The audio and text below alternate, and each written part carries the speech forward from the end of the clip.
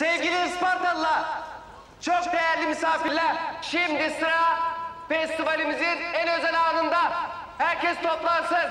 Toplanın bakın, buyurun, buyurun, buyurun.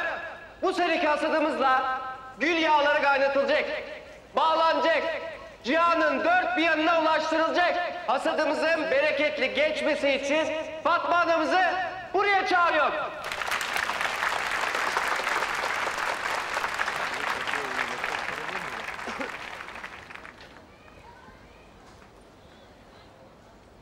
Her sene olduğu gibi bu yılda ilk ateşi Fatma Ana yakacak. Gazana ilk gül yapraklarını o atacak. Yıllardır sürdürdüğümüz geleneğimizle bu yılda hayırlı, bol kazançlı, bereketli bir hasat olacak inşallah. Amin.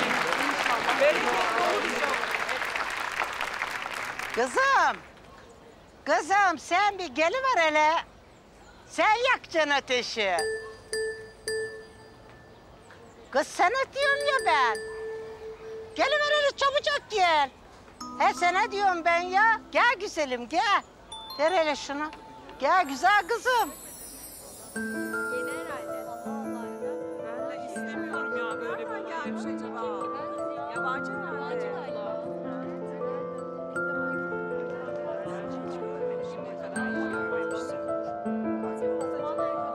Acaba ateşi yakacak mı?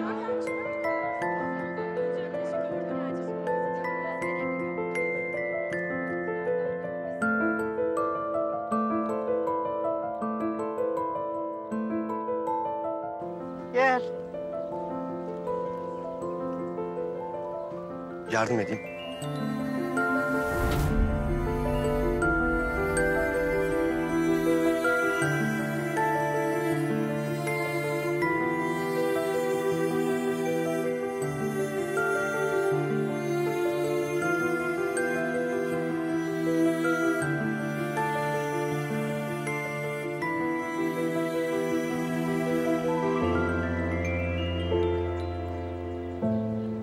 Gel benim kızım.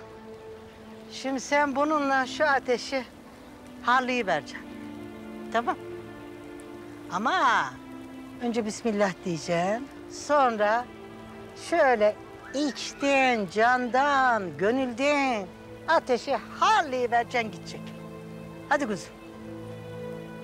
Aşk olsun.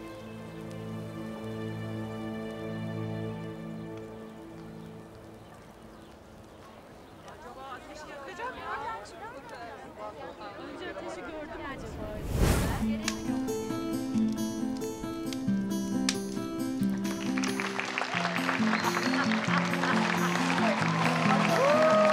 Ey maşallah.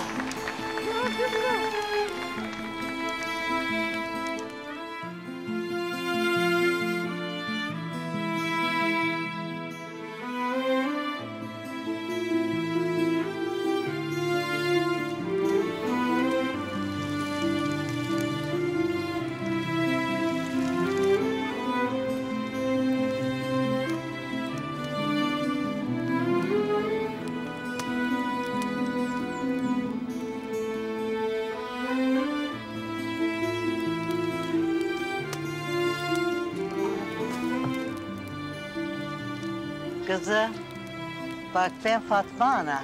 Bana Yörük Fatma da derler. Sen beni arıyormuşsun. İşte buldun ki kızım.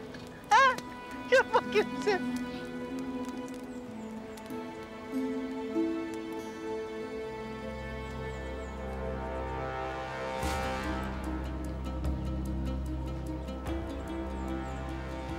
Sen hoş gelmişsin.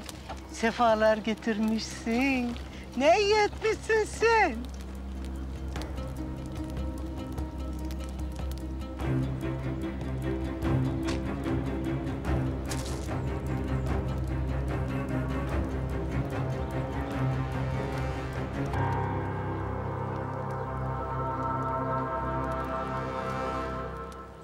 Toprak, yavrum. Sen hele şu Gonca kızımla beni bir bağ evine götürüver hele ha? Tabii emrin olur Fatma Ana. Fatma Ana, ben de dünden beri sizi arıyorum. Ha. Vaktim de az kaldı. Ya gideceğim bu akşam. Nasıl yapsak acaba? He gidersin kızım gidersin. Ama şimdi seninle bir işimiz var. Sen bir gel hele. Hadi gel. Gel kuzum. Gel yavrum gel.